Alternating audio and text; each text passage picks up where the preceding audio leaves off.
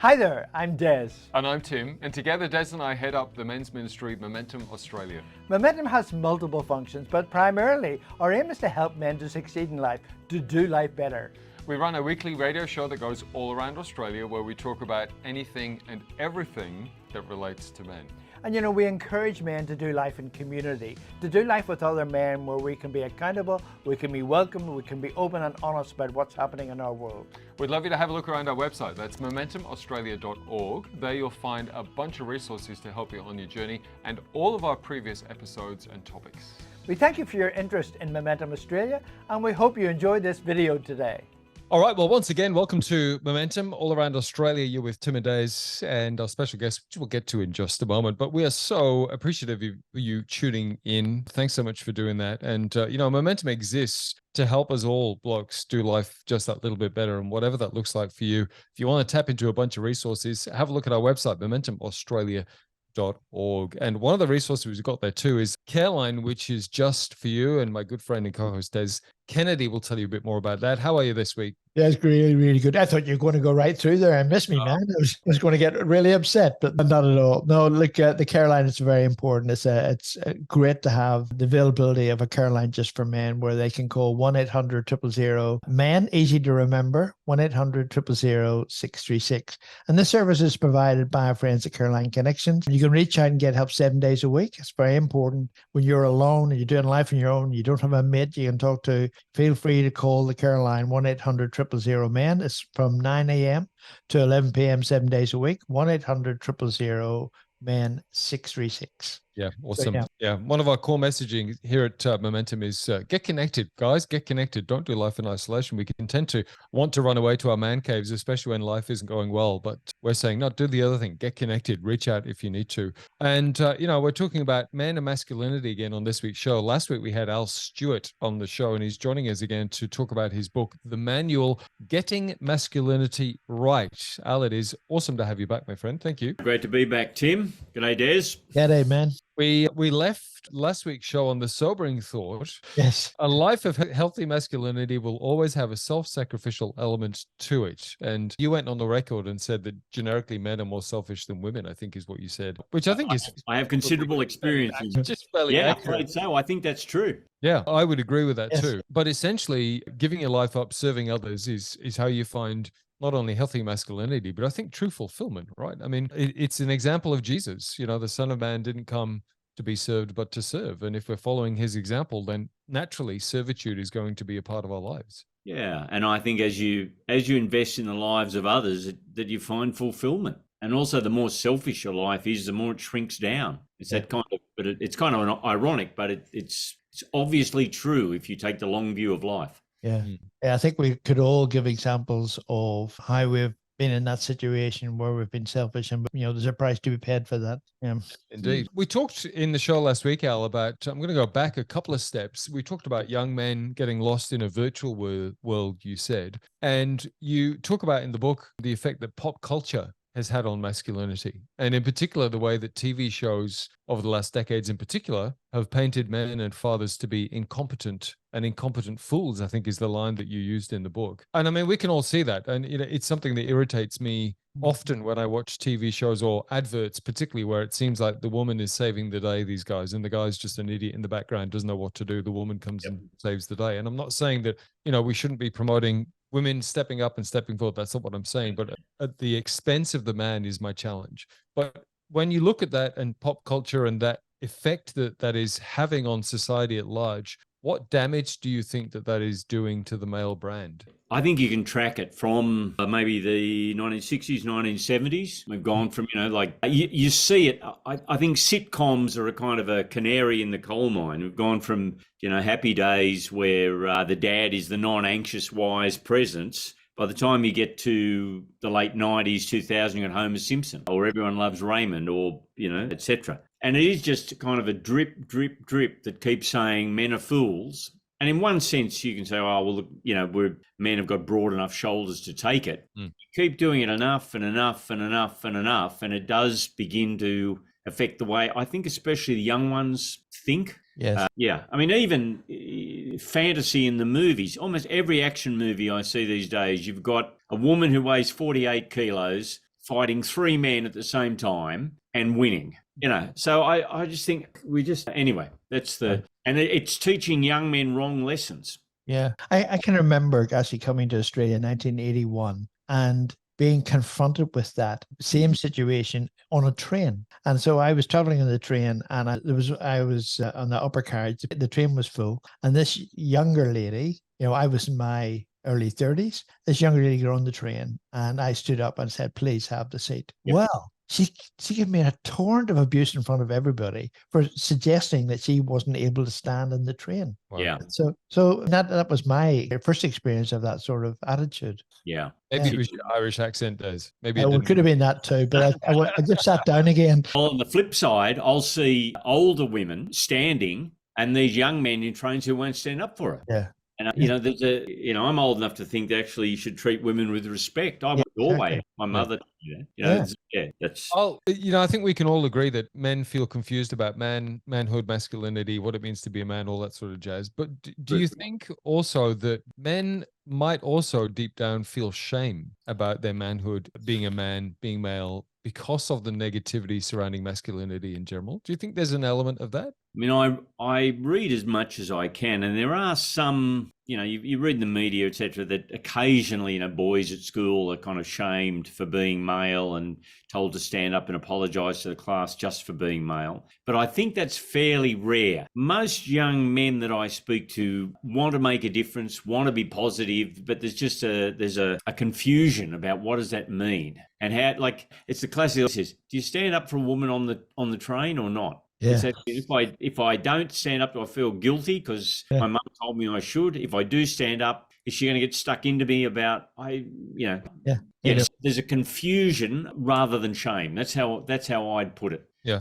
Even confusion about what's a woman, what's a man, what's that, and there's those who deliberately want to confuse and muddy the water. Yeah, I'm just going to mention the whole transgender thing and the impact that has on young boys in particular. Is that something that you want to talk about? Yeah, sure. Yeah. Here we go. Ready? There's only 2 sexes, male and female, and it's a biological fact. The scientists measure male or female particularly by your reproductive system. Not even so much your genitals as they call it gametes, the sexual reproductive cells. If anyone wants to look it up, Deborah So, The End of Gender. She's a neuroscientist, etc. I've waded through all of this stuff. So if you want to know, what's a man? Well, that's an adult human male. And what's a woman? An adult human female. It's not complicated. Yeah. If sex is the word for male and female, what's gender? Well, here's my theory. People can argue, but they'll be wrong. Gender is the social or relational expression of being a man or of being a woman.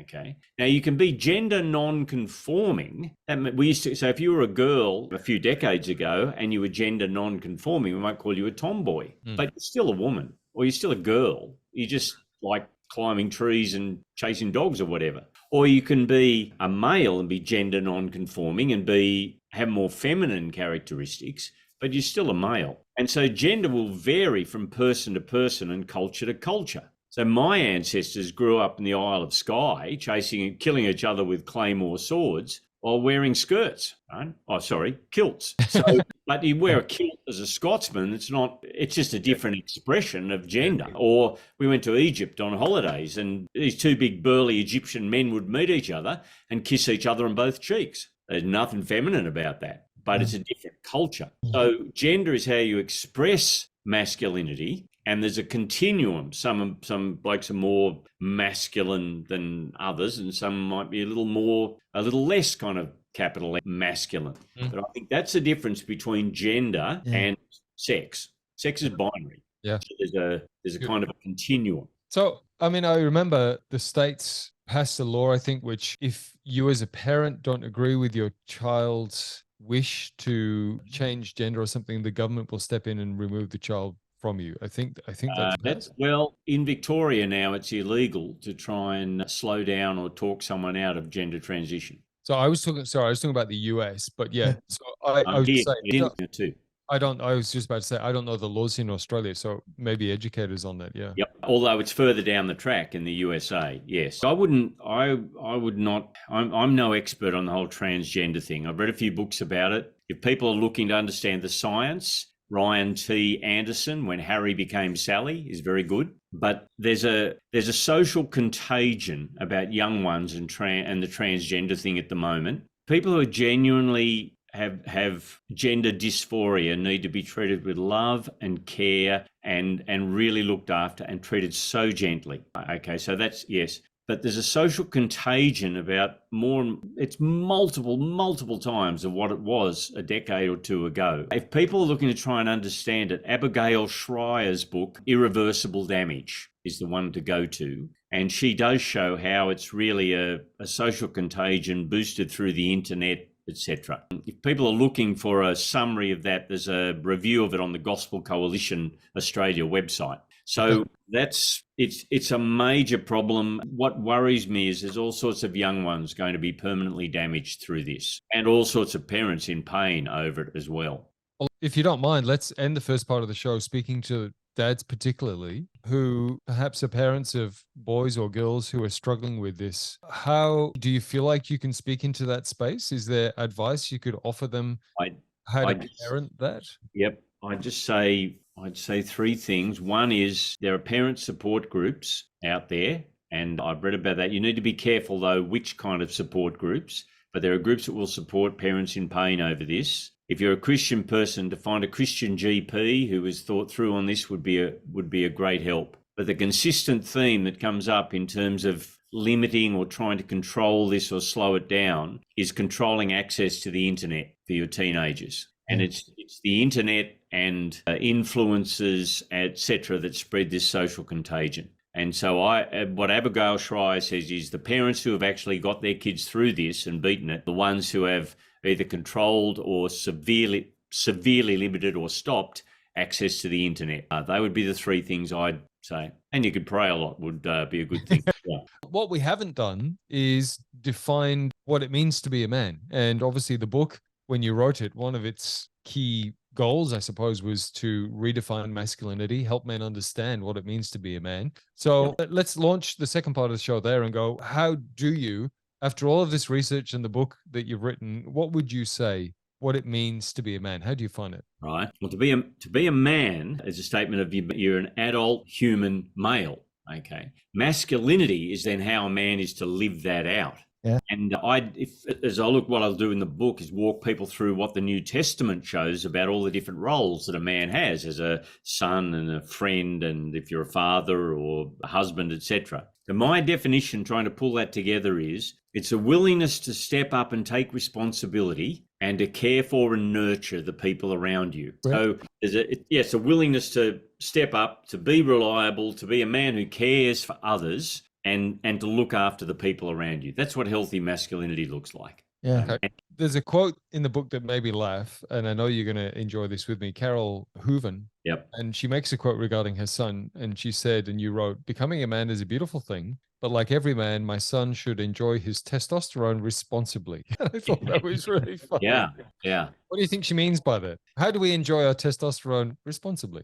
Yeah. There's people around who give testosterone a bad rap, okay? But you'd only do that if life is very soft and very safe. Because if you want men who are strong and will do the things men need to do, then testosterone's great. Like, testosterone makes you sharper, it gives you muscle mass, it actually is involved in, your libido and sexual desire, etc. Just there's everything. As young men hit puberty, I think it's something like 40 times as much testosterone that men have pumping around their body as a woman. And you can see the difference that makes once you get a bloke who wants to be a woman, trans woman in sport, all of a sudden they're a world beater. Why? Well, they got testosterone and they've had, testosterone levels and the difference that makes. So when she says, it's a good book actually, the T word, when she says enjoy that responsibly, God's made men bigger and stronger and faster, etc. than women. Why? So we can care for them, so we can be responsible in the way that we use that to care for those who aren't as physically big and strong, etc. And it's when men misuse that you really see toxic masculinity. And that's real.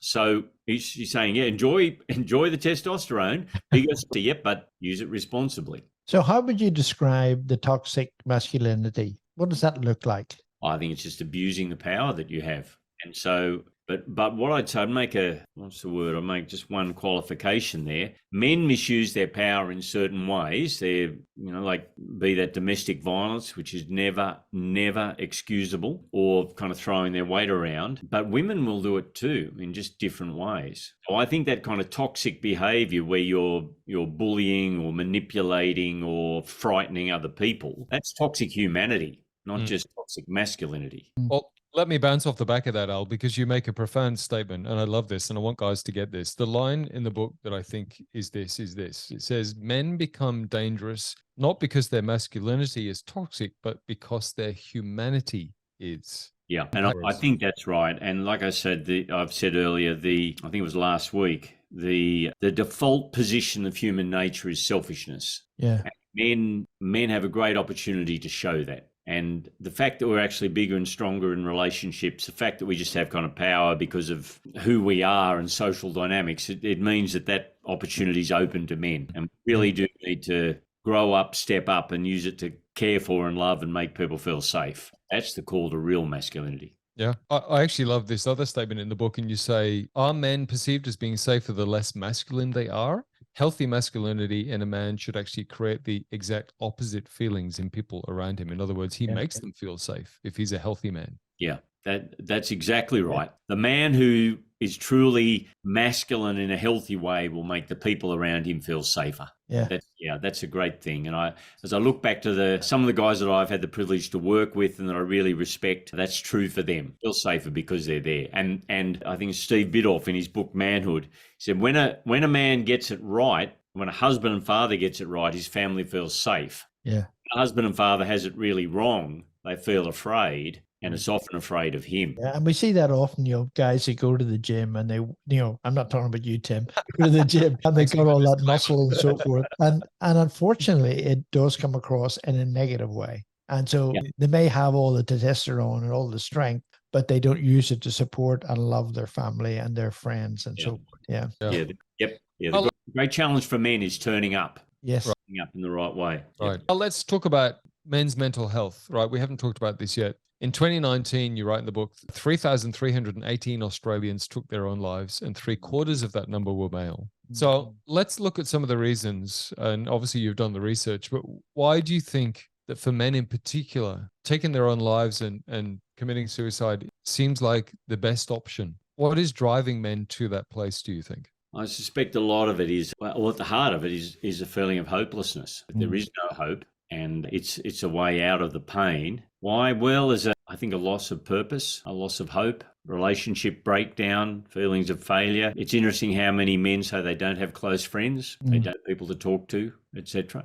From the reading I've done, it's not that men attempt suicide more than women. I think women are actually more likely to attempt suicide. It's that men get the job done because men are more likely to choose a very effective or violent way to do it. So that's the heartache, and to have the care line like you guys promote, Lifeline, etc., is a great thing. But even I think so many men don't have people to talk to, etc. Like I'm part of churches, and one of the big things that we need to keep doing in churches is to keep on giving men the opportunity to care and support one another, etc. And avid issues that we raise every week is exactly that, and what we say is, man, get yourself a mate alongside before you go anywhere near strife. Because when you head down the strife road, you will have nobody alongside you.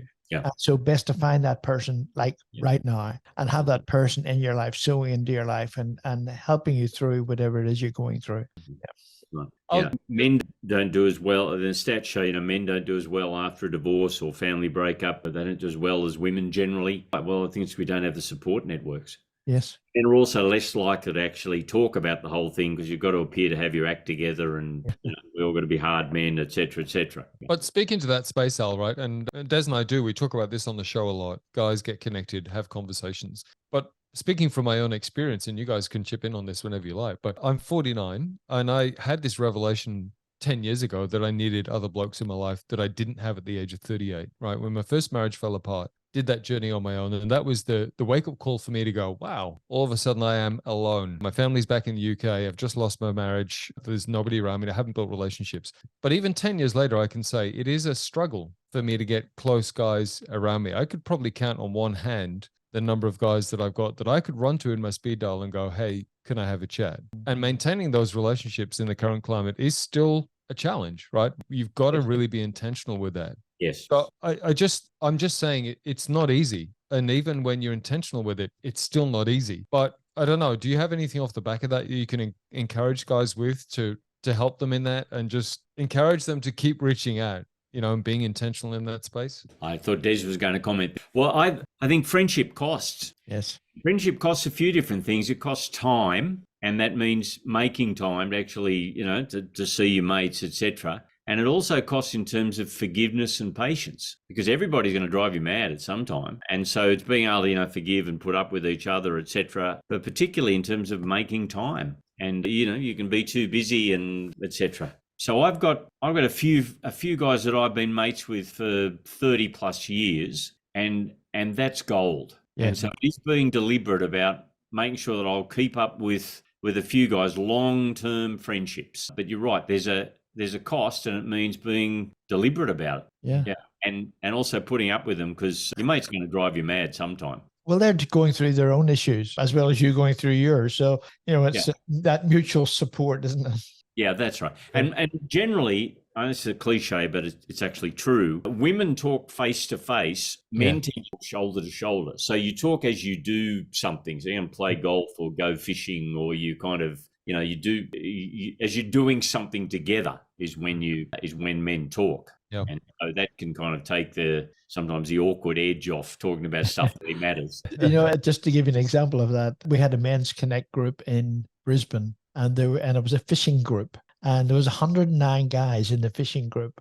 Why? Because they stood beside each other and they talked. And they talked about the football, and they talked about everything, but also there were times where they talked about real stuff. Yes. And it was worth its weight in gold. Yeah, that's right. They're connected. Yeah. Al, as we wrap up this show, we are going to come back to something we did skip over, and it was something you mentioned about Jordan Peterson speaking into young men's lives about the 5 hard truths of life. I mean, you talk in the book about initiations and rites of passage. I actually did one a couple of years back, and I'd never done one. I think I was about 45 at that stage, because I realized that there was parts of my manhood that were still boyish and that needed to be, dealt with. And one would argue that perhaps part of the problem with men, or part of the challenge for men, is that they haven't had an initiation or rites of passage, or a man leading them into that adulthood well. So I suppose as we wrap up, let's have a quick look at the 5 hard truths of life. I'll skip through them and then we can come back and embellish on them. Life is hard. You're not that important. Your life is not about you. You're not in control, and you are going to die.